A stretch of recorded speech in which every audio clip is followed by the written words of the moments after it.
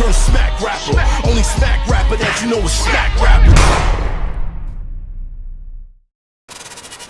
Any majors try to steal your formula? Well, not necessarily because they didn't want to fuck with it. They were trying to shut me down because I was taking sales from them. That I can see. They were the one behind all the bullshit. You know what I'm saying? Because you got to think about it. Al Gore was a Democrat. His wife, Tipple Gore, obviously Democrat. Right. And so she put us on the list to then, go after us. Wow. To try to shut us down. So nobody really came in my defense when I was going through all these courts of appeals and shit like that and going to jail for this shit. It was really like, hold on, we got to shut this nigga down. Hold on, what were you getting arrested for? That's the thing. I got arrested because, see, what people always do it for is the hearing that I had in the Supreme Court when I won that case, where the parody was protected by the First Amendment. That's when we redid the fucking Roy Orbison song. So that was one case. The other case was the sheriff, Nick Navarro, went into the record store. Oh, this is obscene. And then he kind of locked up the clerk who was selling our record. Wow. And then the federal judge deemed the album obscene, nasty as they want to be. And so we then had to go in. I had to go in and get that shit overturned on appeal. If I don't get that overturned on appeal, that is case law. And case law, when they say, yeah, the two lawyers be arguing, well, Campbell versus Florida. Mm-hmm. That case law, this album got deemed obscene because these niggas were saying, we want some pussy, this, that, all these cuss words, they would have been able to use that in the whole United States of America. So Lil Wayne talking about, I'm fucking the police, the lady cop and shit. No, that's obscene. Take that shit off the shelf. Any other any other record that had anything cursing or sexual in that motherfucker, they would have been able to take that shit off the shelf, and because they'd have had precedent, they would have had case law saying that, and that's how the law of the land really run. All the shit you see, the Lottos and the Ice Spice and the Sexy Reds and everything before that, that shit wouldn't have. They would have had case law. They would have been able to go into the record stores and take that shit off the shelf. People just taking that shit off the shelves. They probably freaks their damn self. What the hell y'all taking that shit off the shelf? See, Dolores Tucker, I know she was a freak. She had to be a big old freak. Like, it had to be a bad. Y'all don't do this? This music keep getting me in trouble. Exactly. Gotta get this out of here. Exactly. So all that shit was going on. I had like 3 cases at one time. So when a motherfucker deemed the record obscene, I just went down the street to a club and said, fuck this shit. We're going to perform the song.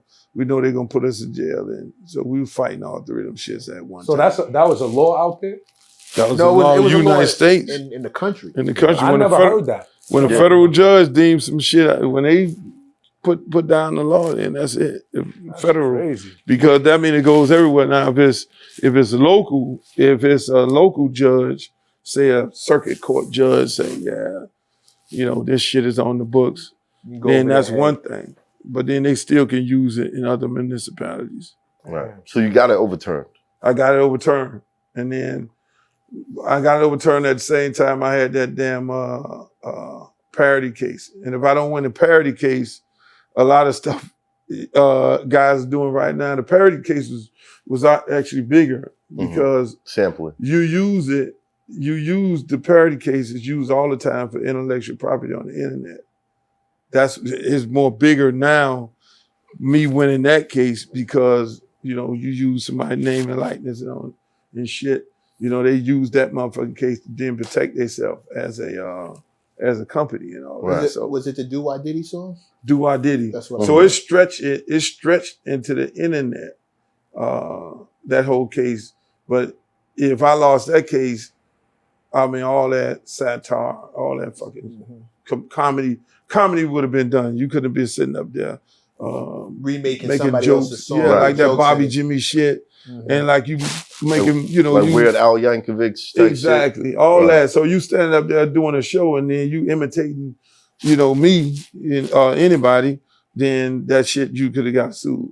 So so all them kind of dudes, they kind of filed briefs on our behalf. Did you know all this trouble was coming when the girls got when like the women started becoming the forefront of the show? Did you kind of see this blowing up and where this might go? Did you predict what was? I didn't predict it because again I'm listening to these Leroy Skillet, Dolomites, Right, Esther, who on Red Fox and all them motherfuckers doing it, you know, you name it. Not Eddie Murphy at the time, Richard Pryor and all that shit. So I'm saying these motherfuckers saying that shit on the record. Right. You know, so we just basically was having fun. Right. You know, we gonna put this shit, we gonna sample these motherfuckers instead of James Brown. You know, and motherfuckers gonna laugh. So we thought people gonna laugh. But then when they wasn't laughing and they was coming after us, then I just kept pushing the shit more harder. I was like, fuck this.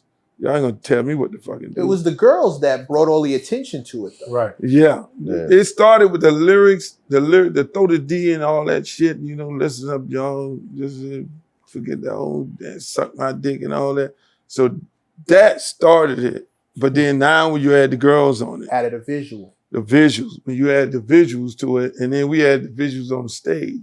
So everything we said on the record, we did on stage. You know what I'm saying? So you had all that. FREAKNIK. Yeah, you had. Now, how wild did some of these shows get? Like, wow. It was wild. Never saw none of this on YouTube, bro? Yeah, like my wildest show was Here we go. at right down the street. Over here? At Africa House? Apollo? At the Apollo.